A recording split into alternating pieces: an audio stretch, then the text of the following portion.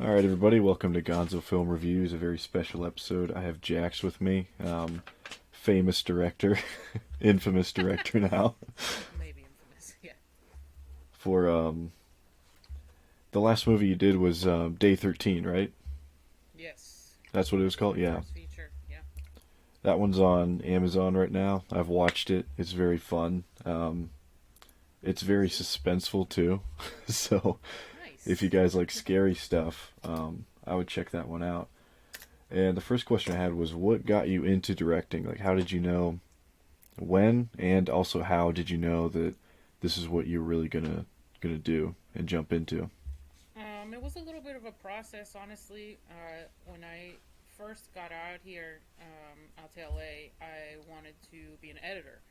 Um, I liked the idea of that, and I was good with computers and good at editing, and I had done that, all through school and stuff. And I started working as a PA on sets, and I was very fortunate to work on some really good, big films and TV shows. And through the process of going through a couple shows, the very first movie that I ever worked on was called You Again, which was a very small Disney movie that had like a crazy ensemble cast with like Sigourney Weaver and Dwayne Johnson, Jamie Lee Curtis, like just this small business movie with this ridiculous cast. And while I was working on that film, I kind of got a little bit friendly with the director, and I decided like, oh, it would be really fun to actually run the show. Like now being here, seeing how this stuff goes, like in the real world, I was like, it would actually be really fun to be the one that runs the show. So sort of through that and several more shows, I changed my perspective on what I wanted to do, and there came a point where I was working on Star Trek Into Darkness as a PA, and I got to be very good friends with one of the executive producers, a gentleman named Jeffrey Chernoff, and we would chat a lot, and he would ask me, what is it that you want to do? I said, I really want to direct, and he said, okay, when we finish this movie, you have to go direct something. And I'm like, what are you talking about? He's like, if you want to direct, you have to just do it. And at the time, I was like, what in the world does that even mean? Like, what do you mean just do it?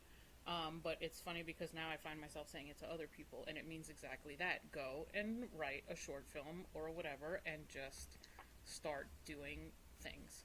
So, yes, we wrapped that movie, which had a ridiculous amount of overtime and stuff involved.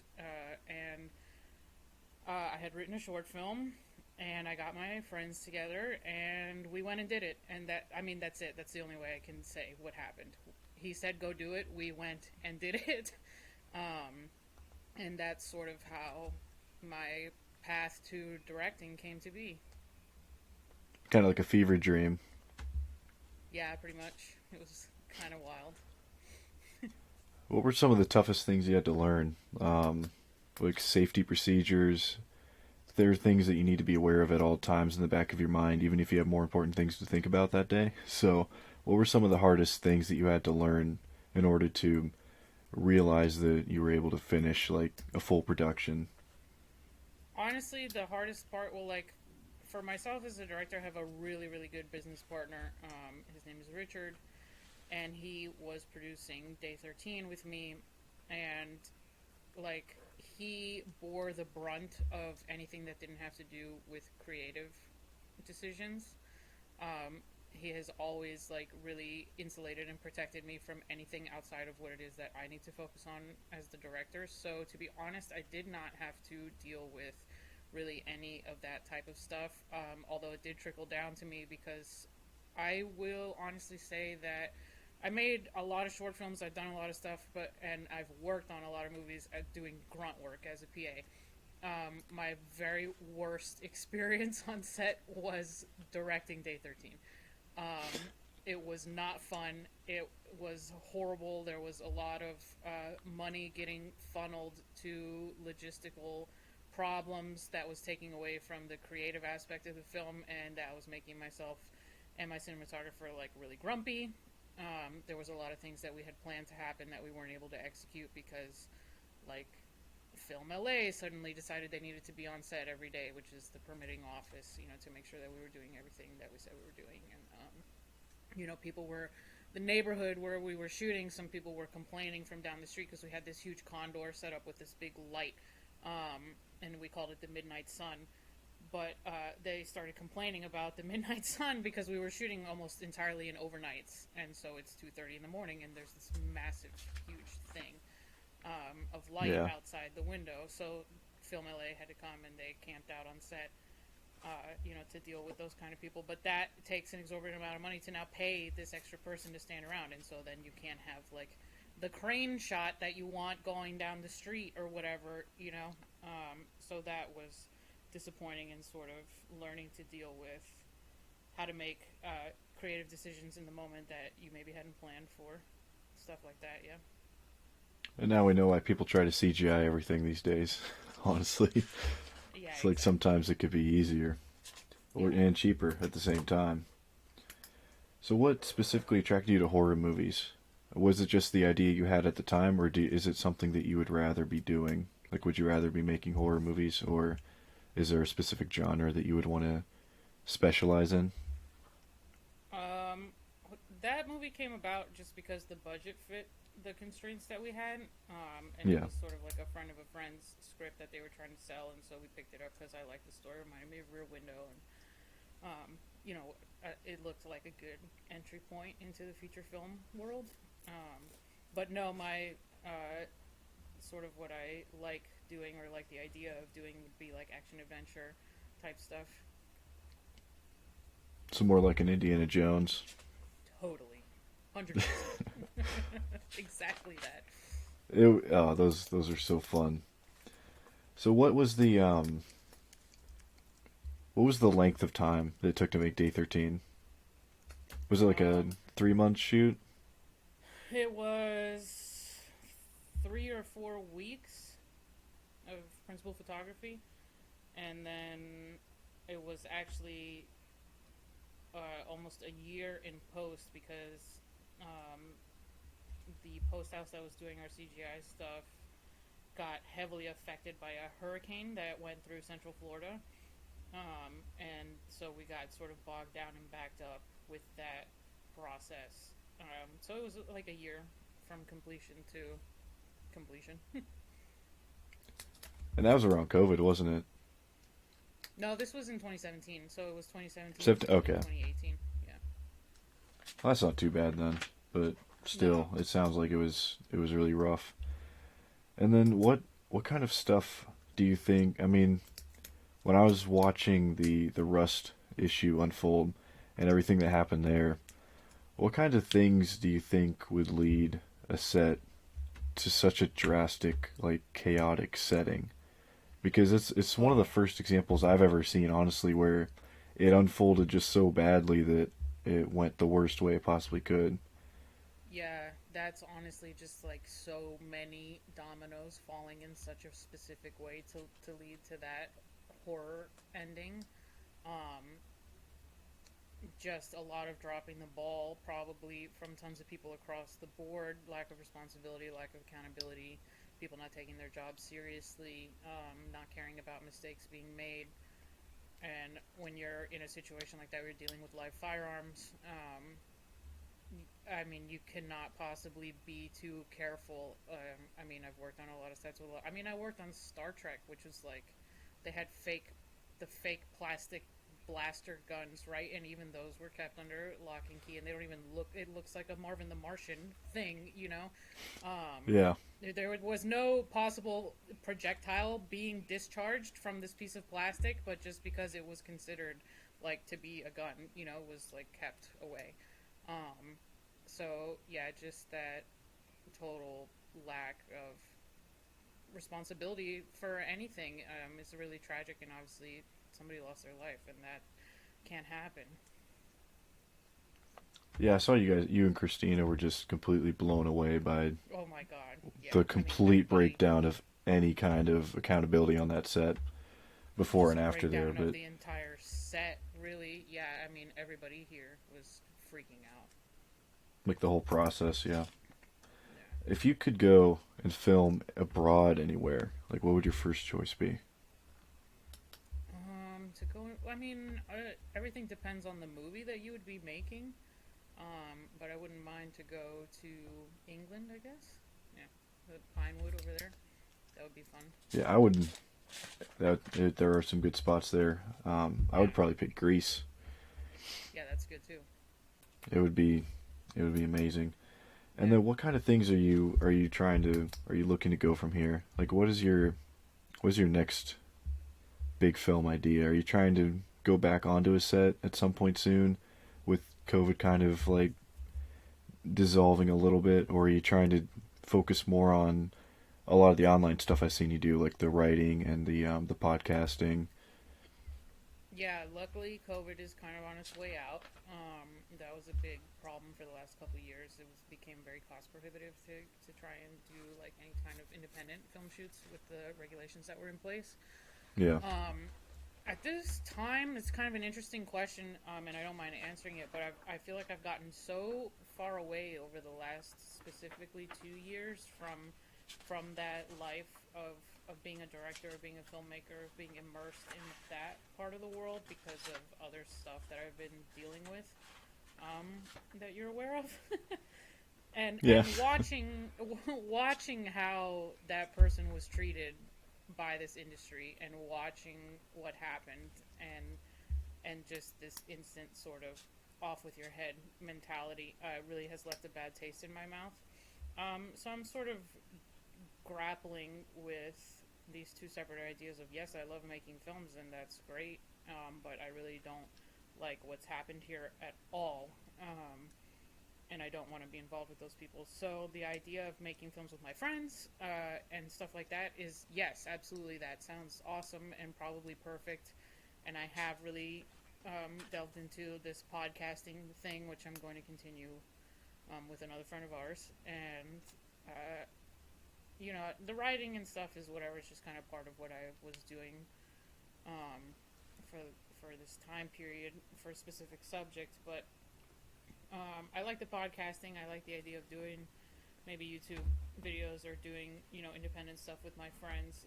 But I am sort of, I haven't decided not to, but I am questioning a lot about like, considering everything, like, would I really actually want to make that Indiana Jones thing at this time? Like, would I really want to deal with those people in this industry and the way that they treat others who have made them so much money in the past, just off with their heads for nothing. So kind of an internal drama there. it's probably getting harder and harder to associate with more and more of the companies that have all of the money over there. Yeah. Yeah, it's looking bleak, honestly, Yeah, because, it is.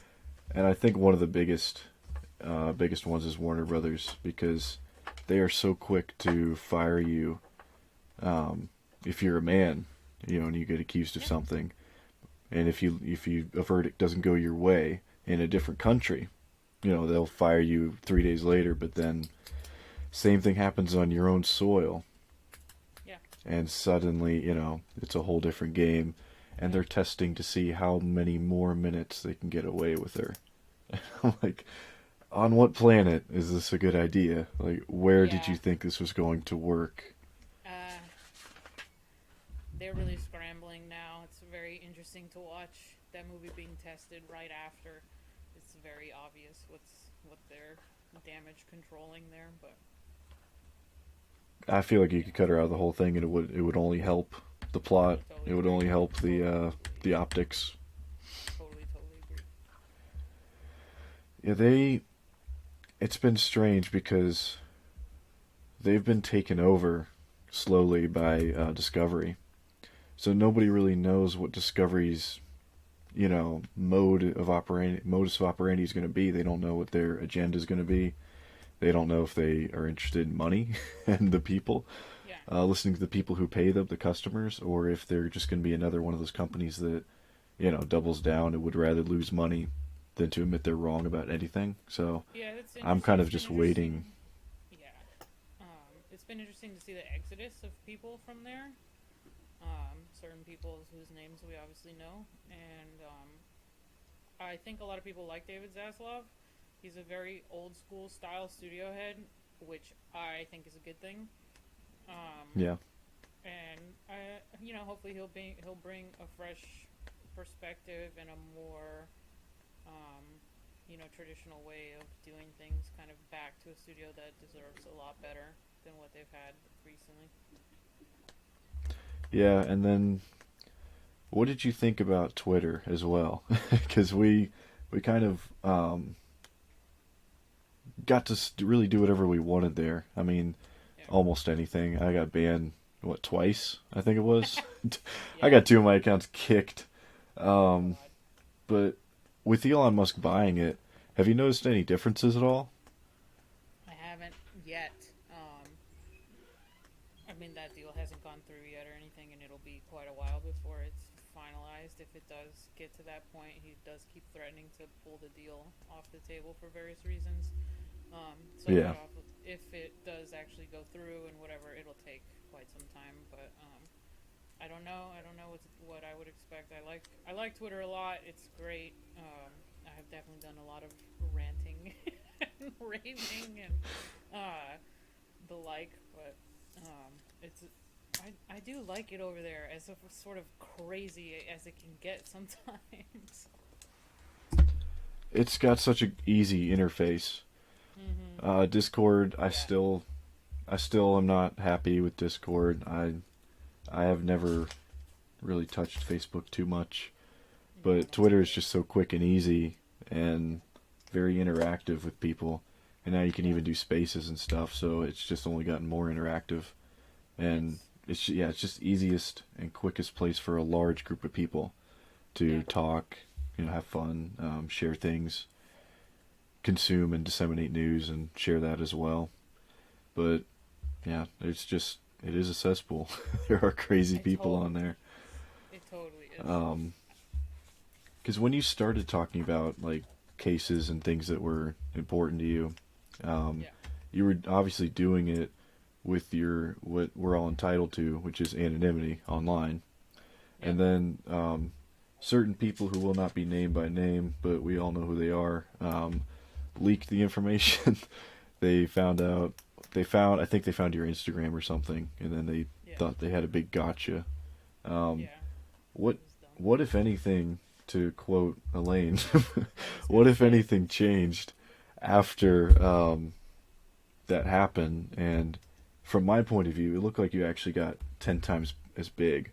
Your reach and your following and Yeah. your voice only got stronger afterwards. But what was it like personally, before and Yeah. after they did that? Before, like, I was keeping a lot of things kind of close to the vest beforehand.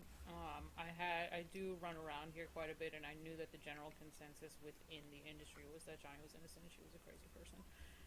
So I wasn't worried from that perspective of like, oh, am I going to be like shunned because Yeah, I support him and not her? That wasn't really my concern. It was just sort of a personal thing. And then, yeah, afterwards, or when it happened, I was like, oh my god, this is so dumb. Y'all are so dumb. And so I just owned it, and I went on Andy Signor's YouTube channel and talked about it, and that was sort of the first big reveal. But yes, everything got so much better. I mean, honestly, I should thank those little freaks because I got to meet so many more people and so many amazing people through that experience, and actually like just being forthcoming with my identity and what I was doing just led me down so many more amazing paths and opened up so many more doors, like just to start doing the podcast and to talk to relevant people in the world and become friends with them and stuff, and ultimately to head to Virginia for the last 2 months. And yeah, so yeah, you're absolutely correct. My reach went up by tenfold. And then a ton of people went and watched Day 13, which was extra awesome. yeah, yeah. I was one of them. It was fun. Yeah, thank you. It was just a fun time. I mean, honestly, Yeah. people are they need to give creepy horror movies a better chance Yeah, I because mean, it's like a they're fun. campy, silly movie. It's not supposed to be, the best of the best. It is what it is, and I'm happy with it. And despite the troubles that we had on set. It's just there. It's a feature that I made. I completed. You can buy it on Apple right now. I think that's pretty sweet. Yeah, it must be really cool to actually have it done. Yeah. Kind of something you're able to frame mentally at Yeah. least. But yeah, after that as well. Well, I'm sorry, I lost my place in the notes. You're fine. We already did that one. Strike that from the record. Motion to strike. Yeah, I forget what you said that was going to lead to my next question. You were talking about you're talking about when they released your motherfucker. It was such a good question too. Uh, you see where I am mentally with all this. It's just exhaustion. That's what I was gonna do. Okay, I apologize for all of that. No problem. I was going to ask to segue into what it was like inside the courtroom. So I'm going to do that in 3 seconds. So I have my Okay. my stop point to edit. No worries. So you mentioned being in Virginia. I'm guessing that was for the trial, and I think it's Yeah. been long enough since the trial that we can now call it the trial. So Yes. what was it like inside? Because you were in there almost every day for a few weeks of it. Yeah, I was in Virginia for the entire time, for the entire 6 weeks of the trial, but I did not attend the trial for the last couple weeks because it was just so crazy. But yes, I attended most of the first month every single day, and honestly, to be there in the time that I was going into the courtroom, it was not bad. It was actually very quiet, as far as like the crowd and everything, and it was mostly people that we know, that were attending, and so it was very civilized and chill. And as far as being inside the courtroom, it was, very strict procedures about making noise and no phones and stuff like that. So there was no circus at all.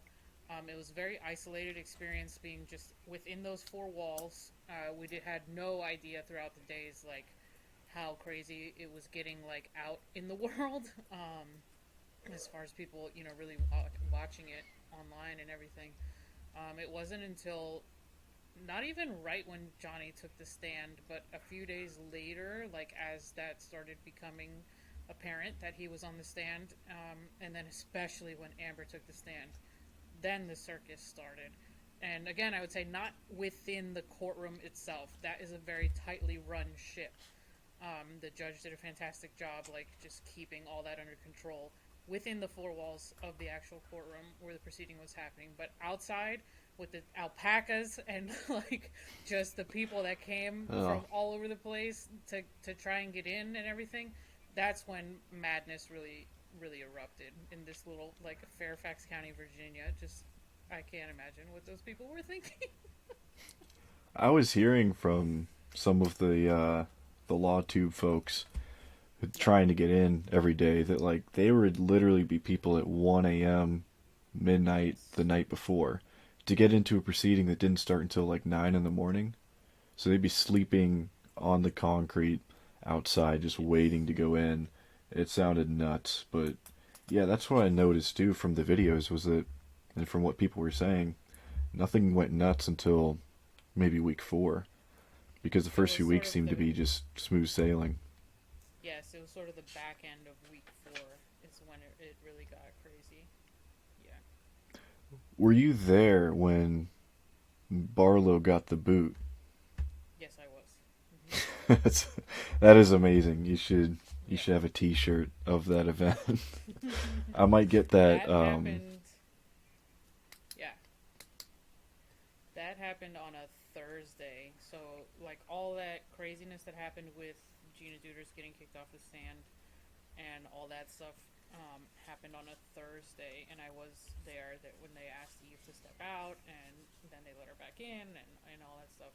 And then it was the next day, Friday. The court was not held on Friday until the very final week. Friday was held for motions between the teams to duke out their arguments or whatever. And so the very next day was when that court order came down that she was banned from the courtroom. So satisfying. I'm probably going to get a picture of the order printed onto a t-shirt. It was so Yeah. satisfying. Because I Totally. was so tired of them at that point. I was so sick of everyone on that side of the room, especially after reading the UK transcripts from Nick last year, and just all the stupid stuff that Whitney was doing. You know, Sherborne was literally calling her out in real time in the court, saying, "Can you get her off of her phone so Yes. they could quit tailoring their testimony and changing it Yes. every few minutes?" That's just, Yep. I just, if the shoe was on the other foot, I swear there would be huge outrage and sanctions left and right. If Johnny's witnesses had changed their stories mid-trial, and if he had submitted 15 brand new witness statements that were just altered from his previous versions because, quote unquote, I remembered new things after seeing the other side's evidence, he would have been Exactly. sanctioned. He would have been contempt of court. If Yep. Stephen Deuters had done half of what Barlow did in court, sanctions for his Yep. side, I guarantee it. A hundred But percent. uh, I the It's thing sort of is, it's everything. yeah. Sorry, No, go ahead. it's just everything was such an uphill battle. It's always an uphill battle to win libel or defamation. It's always an uphill battle to be a winning plaintiff. But to win that resoundingly on all three, it just gave me the utmost satisfaction with everything that we've talked about for the last 6 years on it. It Just feels like get forever, it right? over with. Yeah. God, it was so satisfying when they came back with all three statements were defamatory. Oh my god, I was just like running around my house like a lunatic. Where were you at the time? Were you just like on the couch with the No, dog? I was on the stream with Legal Bites, and they Oh, read, we awesome. watched it live. I was on her stream, and I just like I wept, I yelled, I like everything. Luckily, I was muted. Everybody was muted while they were reading it down, and I just lost my marbles in that moment. And then I very quickly was like, I gotta go. I need liquor by the gallon. Like, Yep, and we're gonna Christina celebrate. Yep, Christina was over while it was happening, and I got off the stream and I just started running around the house like a mad woman. Just like, oh my god, I can't believe it. I cannot believe it. He did it. Insane. It was awesome. Break out the mega pints. Totally. I think we drank 2 bottles of champagne.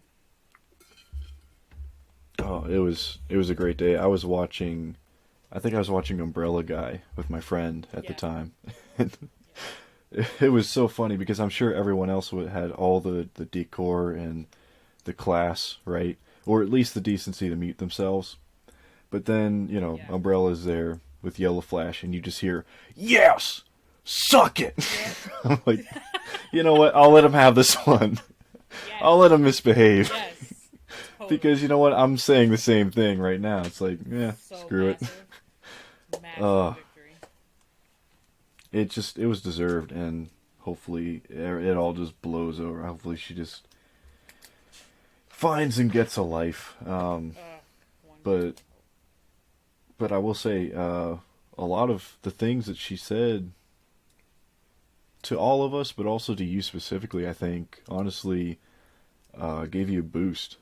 Like every time she was snarky and snippy and bitchy on Twitter with anyone who criticized her, it's just how bad have all of her PR and legal teams been to allow The that? worst. The worst. You didn't When see she Harvey made that Weinstein comment. on Twitter. No, dude. She made that comment to Adam about being short and whatever, and it wound up in evidence. Like, so dumb. Your PTSD is showing. Yeah, yeah, exactly. Jesus. Clearly, she's crippled by his statements to the Daily Mirror Yeah, or the right. Daily Mail.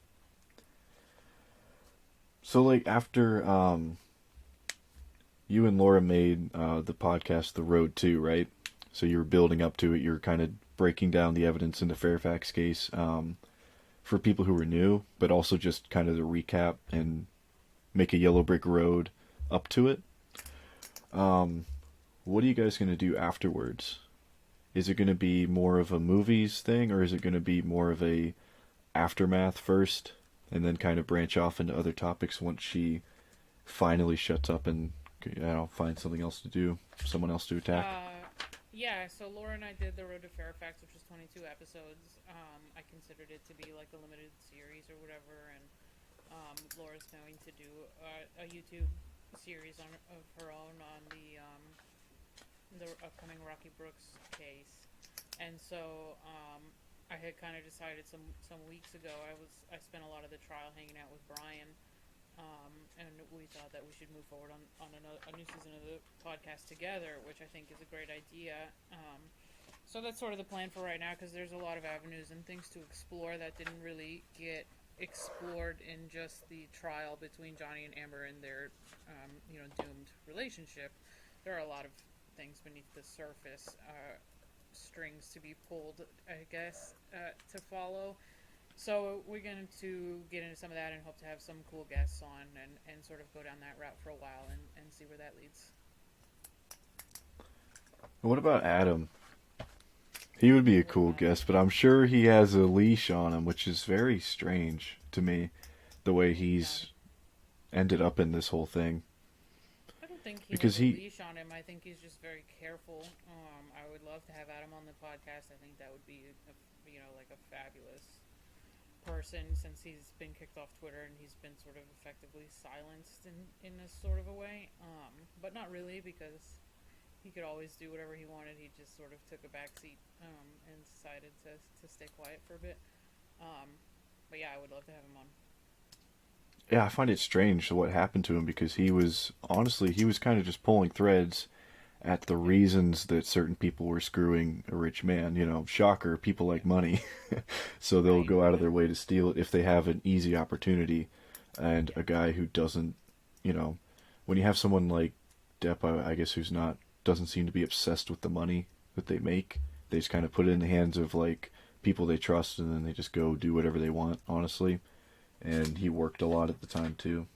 So I understand how the route for embezzlement opened up, but all Adam was doing really was kind of explaining how a lot of these people that are against him are connected, and how they have certain relationships and business partnerships with each other, or legal partnerships with each other.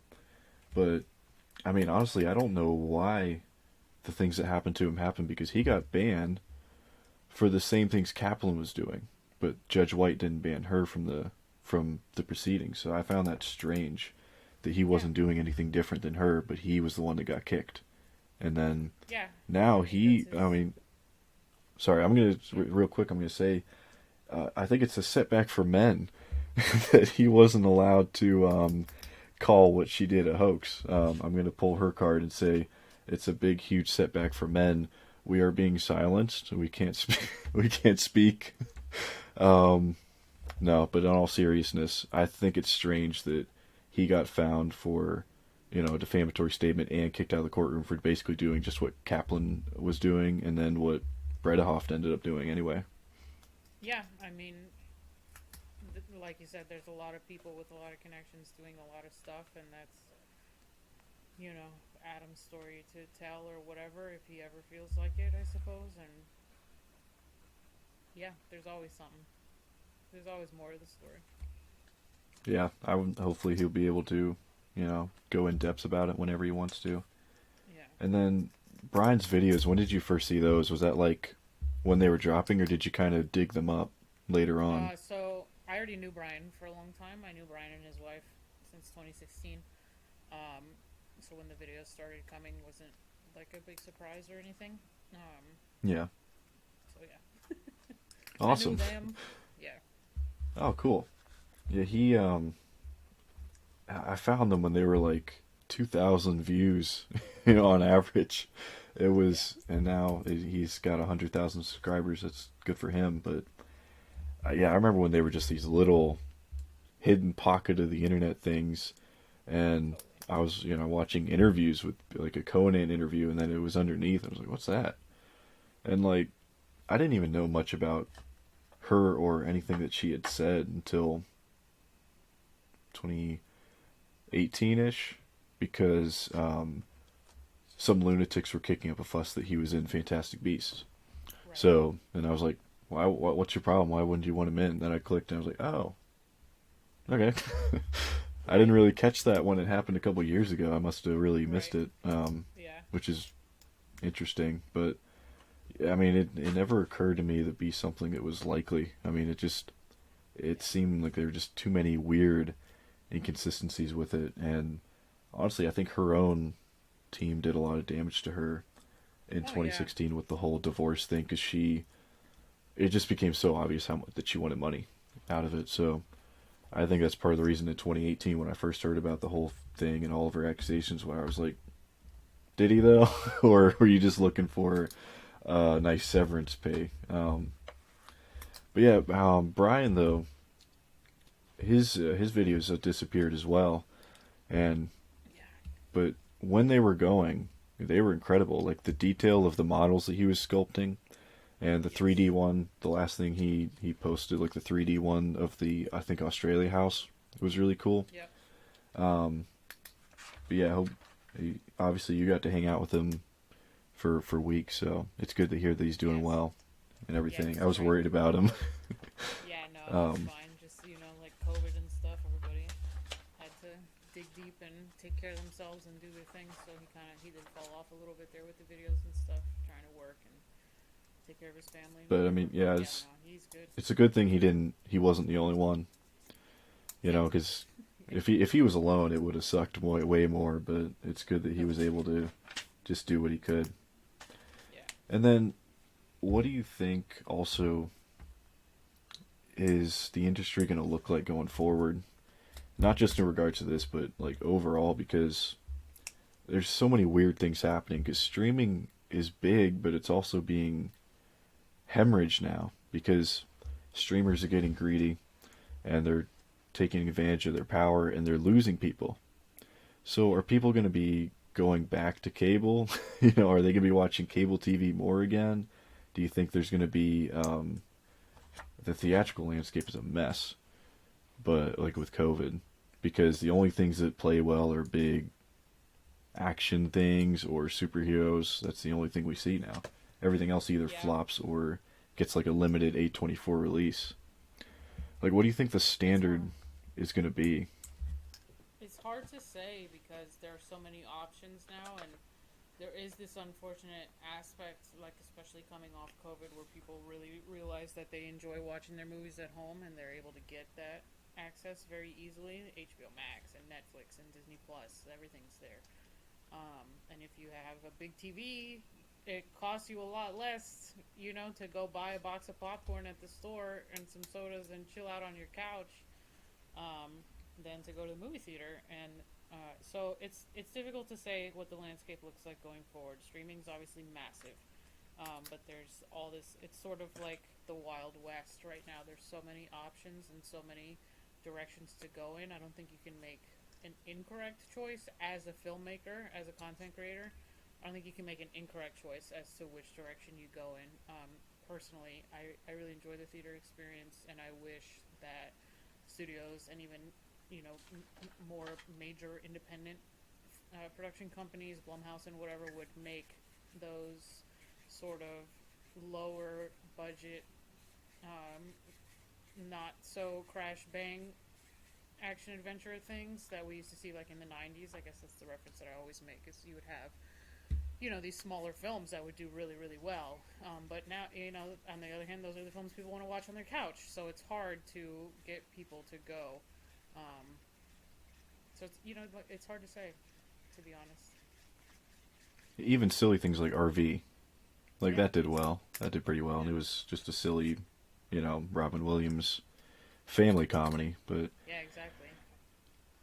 yeah, I mean, it's weird. I think the only way that they would attract people in a significant way is if they decrease the price for things like IMAX and Dolby Mm. and 4DX or whatever they call the other ones, because they're the only things that are really different, and you can't get Yeah. that at home even with the surround sound speakers. But they're never going to lower the price on anything. No, So that's I definitely don't. not going to happen.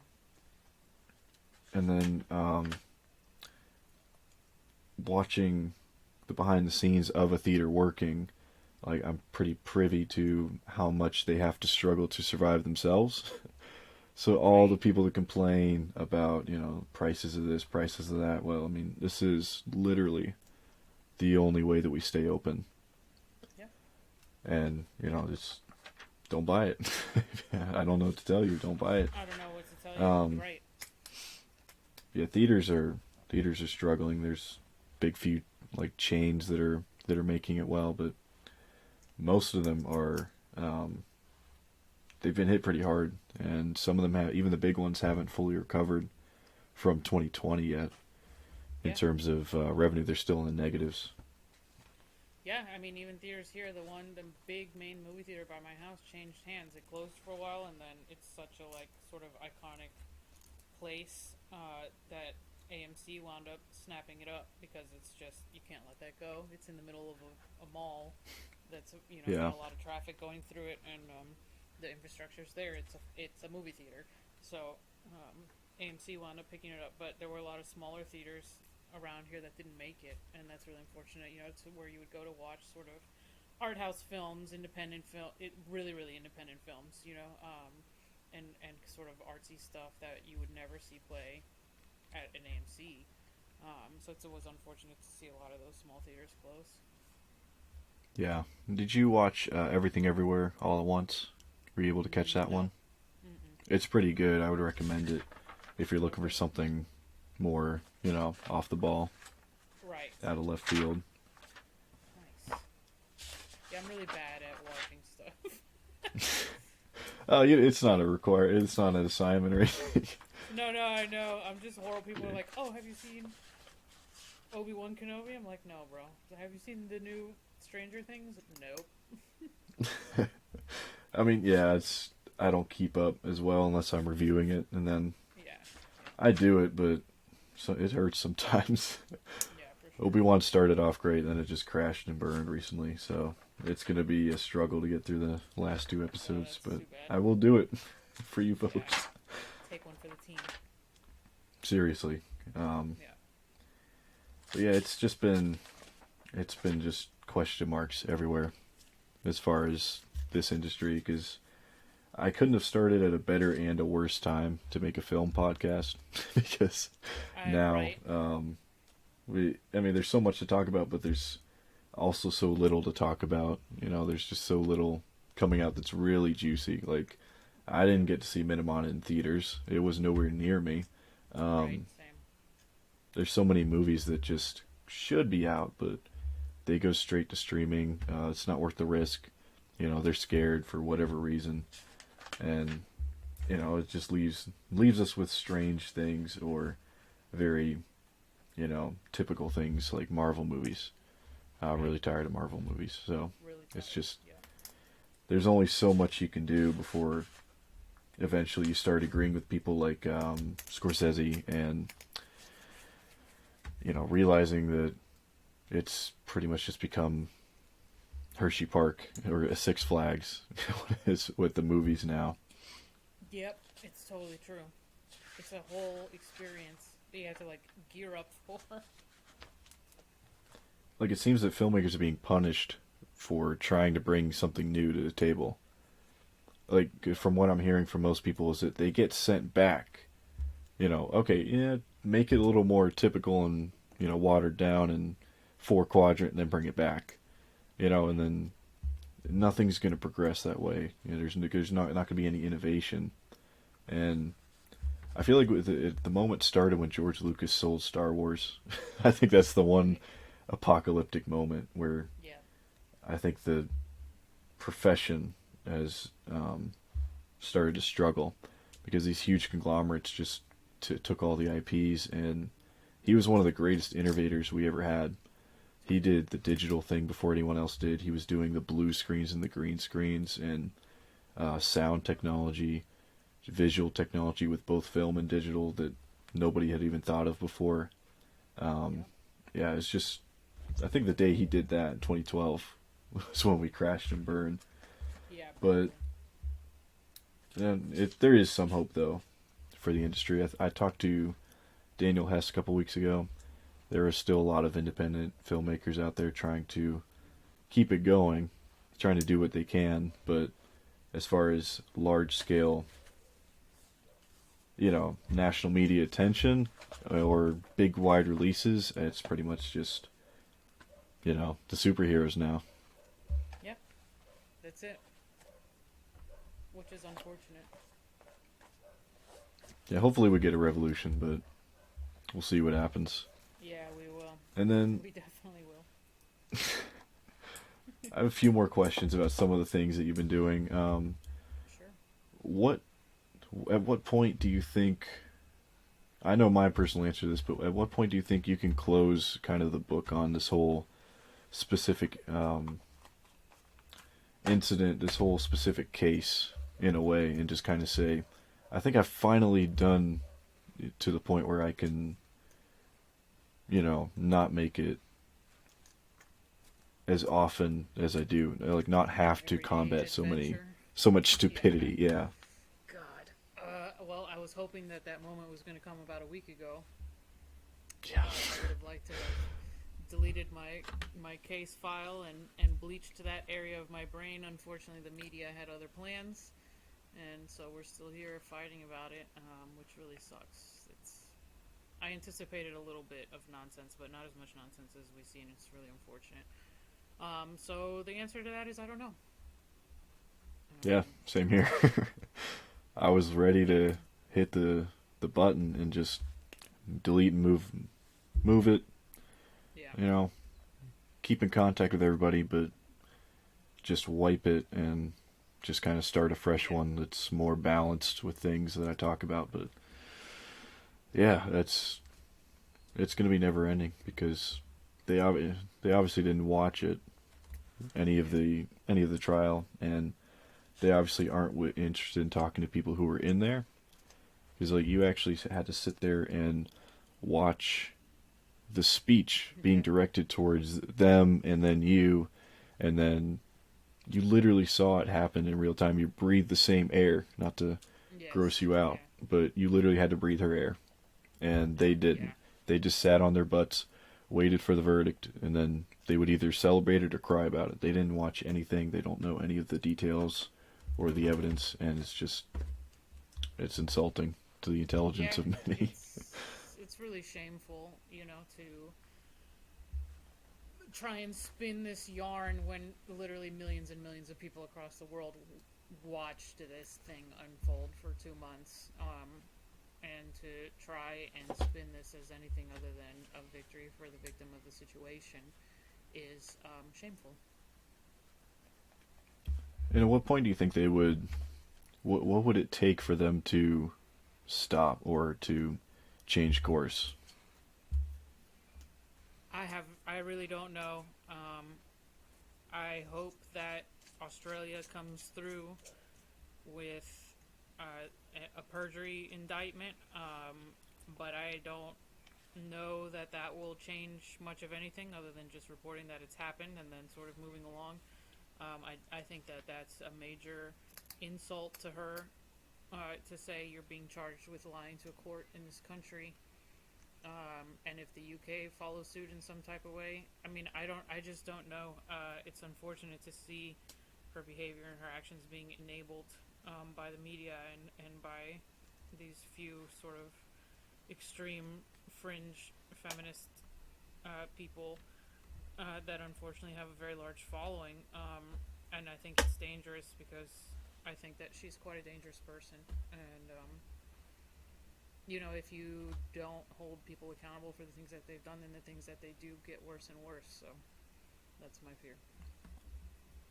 Yeah, I was talking to someone a couple days ago, and one of the things I told them was that this is only one of them. This is only one of the victims. It doesn't include Kate James. It doesn't include her sister. It doesn't include her mom. Rest in peace. But it's so many people that are left out of this this verdict. So if he doesn't collect on this, it's just all it's going to do, honestly, is enable her and embolden her to keep going, knowing that there's zero consequences for a single thing she does in life. And obviously, his choice is his choice, and I'm sure that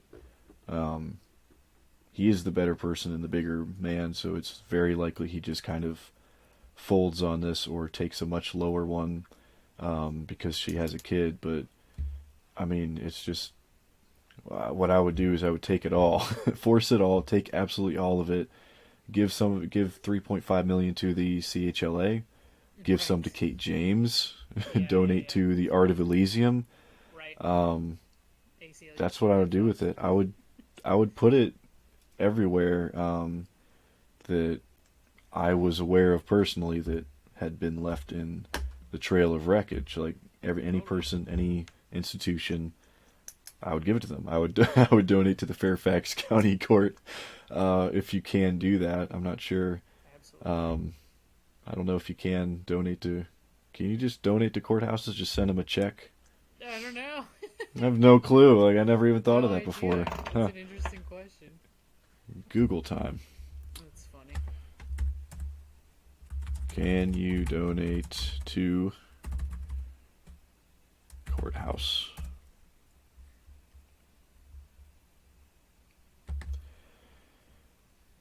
Seems like you can. Probably. Yeah, there's a general support. I guess it depends on the state. Yeah, I would just send it everywhere that, Right. because the judge and the jury and people who ran the courthouse who probably worked harder than anyone should ever have to work at a courthouse because of all the fans and the media people who wanted to get in and watch it. Yeah, dude.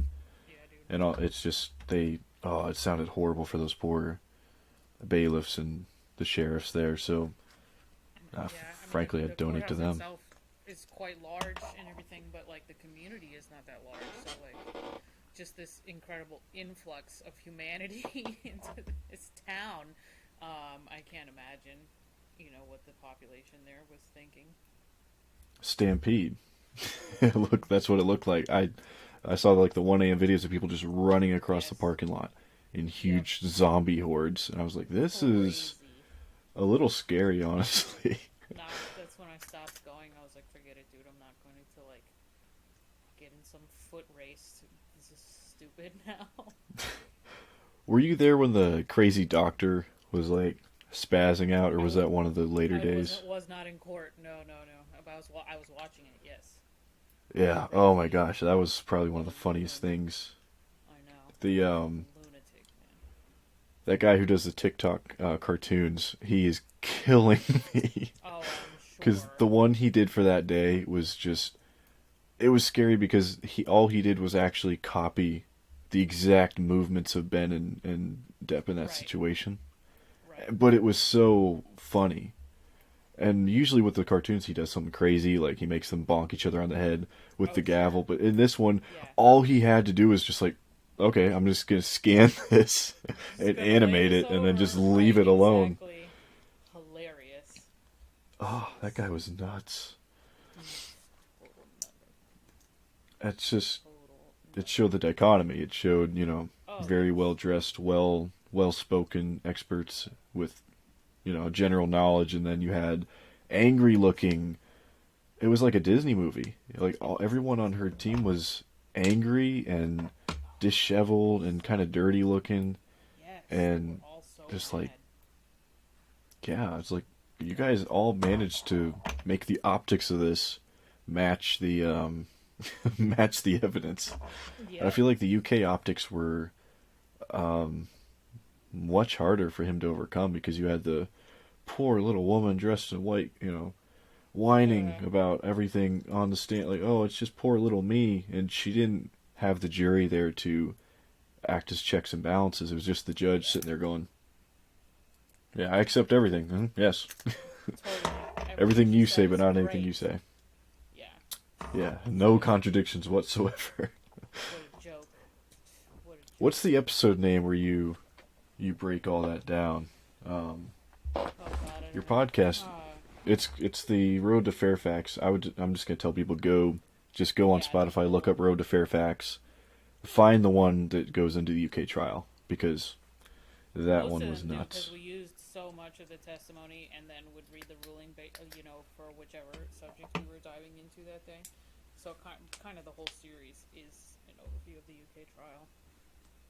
Yeah, I'm not shocked at all that a jury had a completely different decision. I'm not shocked at Me all. either. No. Uh, but yeah, there's so much to talk about with the case. But I'm gonna try and veer it back into film for a little bit. Sure, sure. What? Well, screw it. What do you think he's gonna do next? Actually, like post verdict, what do you think he's gonna make a run for one more Pirates project? Like, is he gonna, if they gave him a big enough offer for a short Disney Plus series or whatever, do you think he would take it, or do you think he's just kind of cutting them off, focusing on infinitum nihil projects and independent projects that people ask him to do, and then just playing music and saying screw it, I don't need you guys anymore?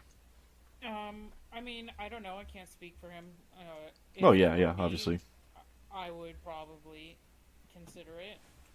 I would only consider doing a pirate thing. Warner Brothers can just go away, because they were just awful beyond repair. But Yeah, at least the Disney Disney didn't hire thing, her. yeah, the Disney thing is a little bit different. Just in my own perspective, I don't know. I think that if they came correct and groveled a bit and apologized and stuff, that would be open for consideration. That's what I would do. Yeah, I would give Disney a shot, but I would never look at Warner Yeah, Brothers again. Like, agreed.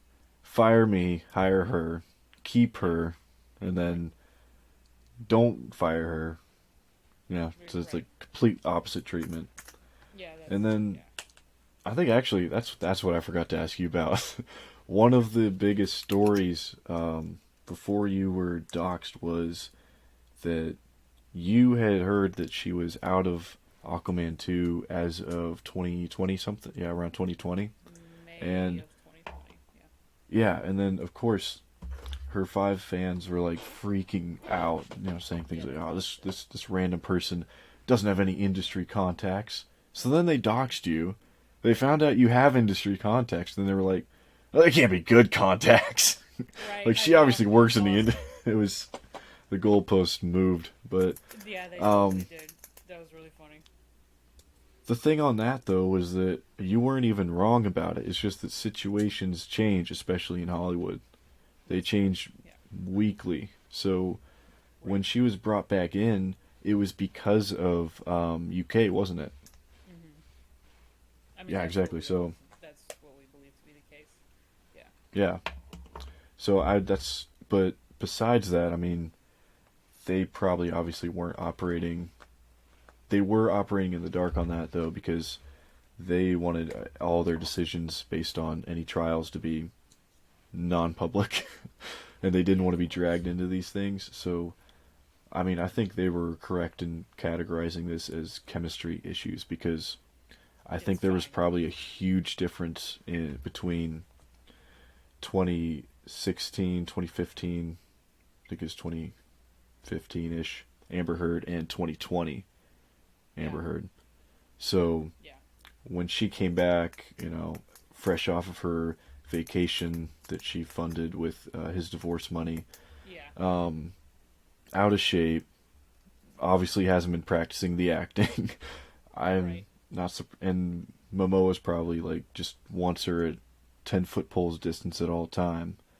I'm not surprised that they were able to so confidently say the biggest issue we had with her was chemistry issues and her lack of talent and natural skill I behind the mean, camera. it's fine. Like if that's what you're gonna go with. I mean, so many things get reported or put out in a certain way. I mean, you never be able to say that wasn't the case. Okay, fine.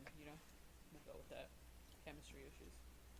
Yeah, I think it was hilarious because It's perfect. It's they perfect. literally, yeah, and they literally proved your point they, that they were considering, you know, dropping her entirely. They had her out at one point, and then they only probably brought her back in because of the UK thing. But Hmm. she's honestly she's toxic. 4.6 million people signed something. I think it's a It's amazing. message. It's amazing, right? But It's half if the population of Los Angeles.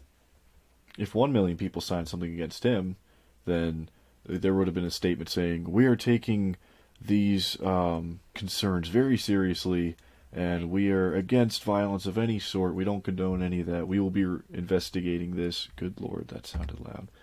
We will be investigating this to our fullest ability, blah, blah, blah. Like the same things that they post anytime the feminists get mad. But what about when it's someone else? What about when it's one of your fake spokesperson people? Right.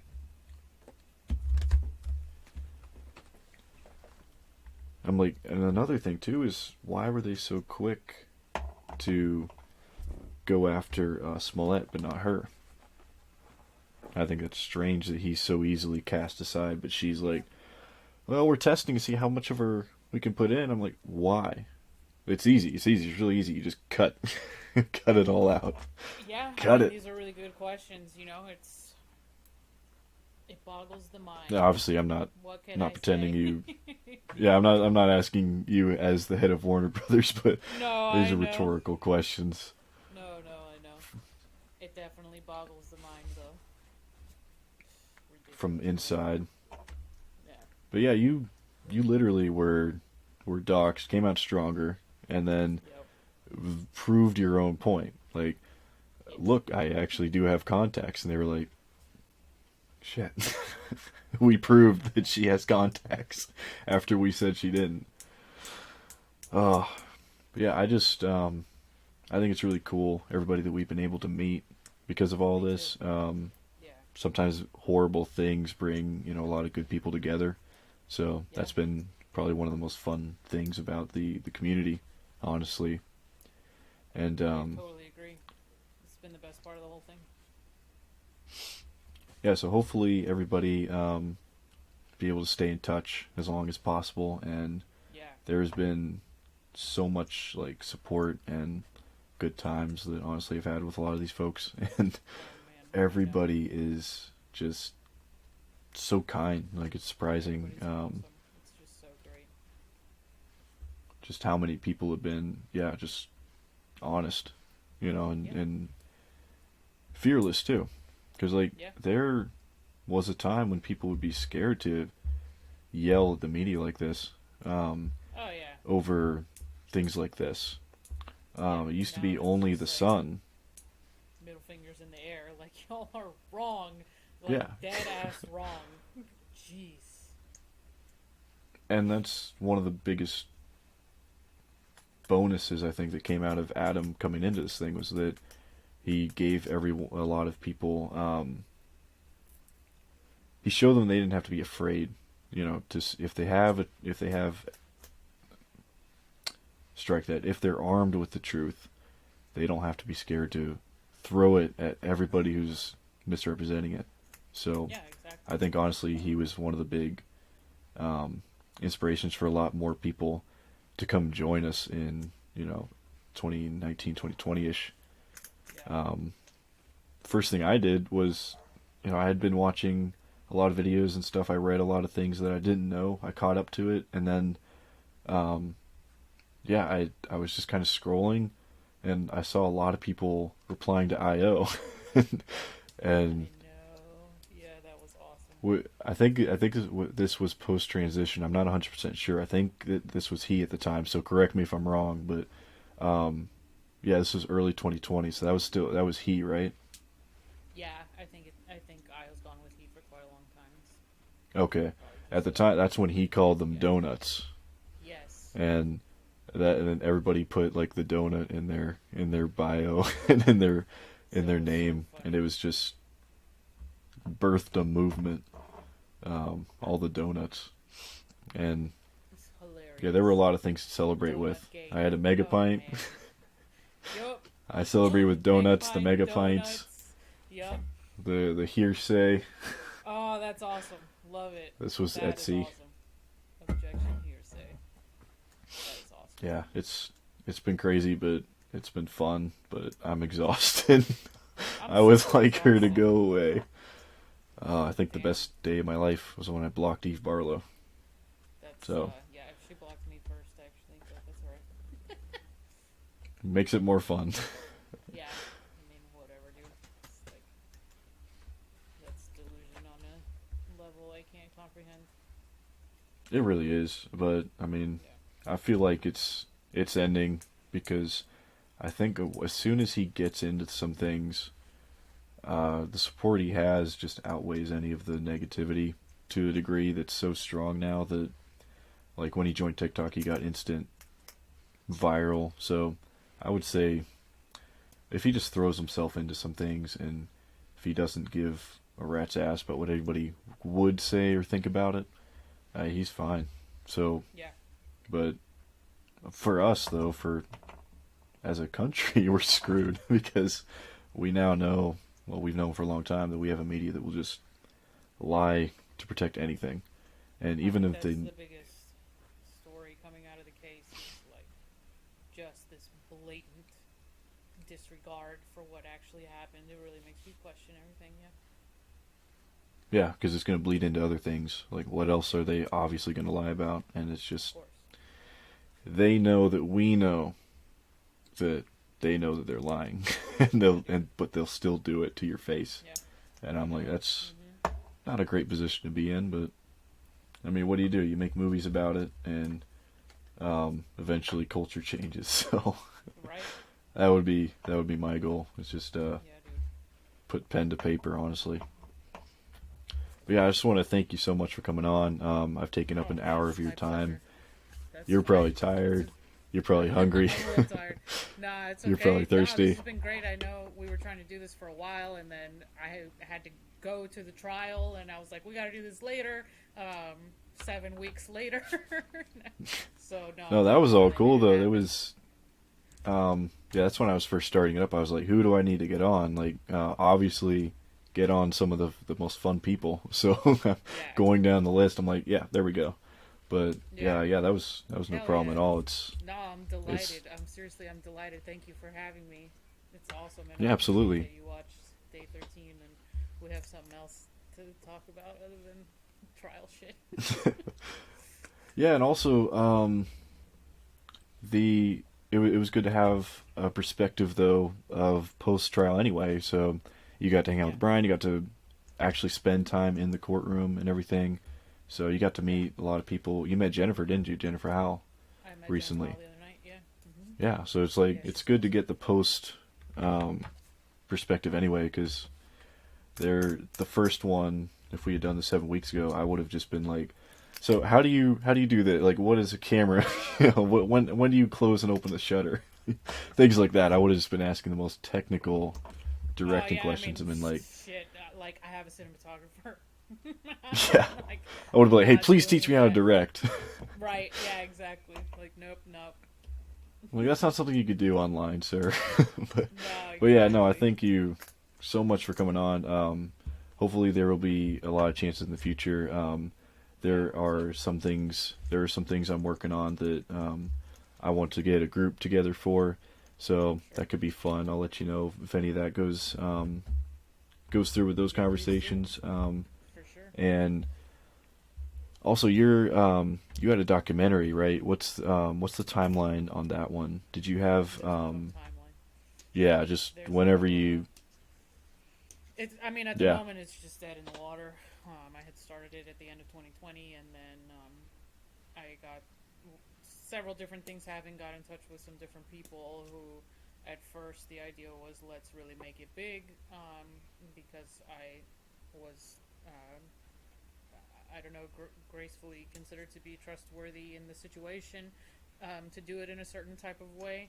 And then it sort of dissolved because, you know, just a lot of semantics and legalities and stuff at work. Obviously, the trial hadn't happened yet, and it was maybe a little bit too sketchy to try and do before that time. And then now we're at the point where like it's over. Do these guys who were involved want to keep talking about this, or like do we just like that's enough? And Yeah. I would never do something of that magnitude without the big man's permission, or without his involvement, even. And if that's not something that he wants to do, then I'm certainly not going to do it. And, I can go and do other things. Yeah, production hell happens, but I mean, it was good that a lot of people were able to speak, I think. A lot Yeah, of people you talk to, they got to speak, so that really, I think it meant the world to them. So even without it being released ever, just them being able to actually do it I think it was huge to them. And a lot of people were Yeah, talking and about it in groups and stuff, and it was cathartic for a lot of them. So, that part of it is wonderful, and I still have all those original videos. They're not going anywhere. All the videos that everybody from Twitter and social media sent in, I still have all that on a hard drive here in my office. And there is the potential to still do something with that. It's just that the whole thing went in this huge arc of an evolution from like those videos to like, oh no, let's do something extremely legit, to like, we can't do that. And so then I sort of lost interest. I don't want to say lost interest, but the whole experience was such a like roller coaster of going from point A to point Z, honestly, that I sort of was like, I just can't even deal with this anymore at this point in time, and then just went to do the podcast and all that stuff. plus the culture changed. So many eyeballs got onto this that we didn't know we were going to get there. So it was I think the effect was achieved anyway, whether it had come out or not. I think the same message got out there anyway. So, I totally. but yeah, I don't have any hard bad feelings about it. I was just curious to know if it was because I forgot to ask about it earlier. No, that's fine. I only have bad feelings about the like people that took the time to send in videos and stuff because I didn't have a way to express at the time without like breaking certain confidences, like what was happening with it, and that the thing was evolving into a much bigger monster than what I had originally intended, and they didn't understand. There was no way for me to get to an understanding of like why this original thing with just the videos from the team, from the online team or whatever, weren't happening, the online supporters. I just didn't have a way to express that in a good way. So yes, I do feel bad about that, and that could certainly come back around because I do feel like they're owed something for having done that, and that is what I originally promised. It's just like I said, this huge ride went on behind the scenes, and so now. Well, if they ever wanted anything, I mean, they obviously have the power to, suggest it's published on YouTube or whatever as them. Yeah. But I was just curious, but no, for sure. yeah. So people can find you. Run your plugs real quick. They can find you on Twitter at the name's Q, right? Yep, on Twitter. I think I'm stuck with that handle for life. That's okay. It's just so cool. It's chill. It's funny. It's the most benign, stupid origin story of a name ever. People still call you Q. People still call me Q. It's just because on TMZ, when the divorce first started, I just wanted to like go in the comments, and I didn't have a screen name, and I didn't care, and so I just wrote QWERTY, and that's was it, and then it stuck for the rest of my life. So at Jax Makes Movies on Instagram, and Movie Myths and Monsters is the podcast. Yep, and you also have a Substacks and things like that. I would tell people to check out your writing. There's a lot of good articles you've done over time. But yeah, thanks so much for coming on. Again, it was a lot of fun. I'm glad we finally made it happen. Hell yeah. 2 months later. As all things come, they come slowly. Right. Hey, good things come to those who wait. Yeah, exactly. Totally. Yeah, thanks again everybody for tuning in. This was Jax, and we're signing out now.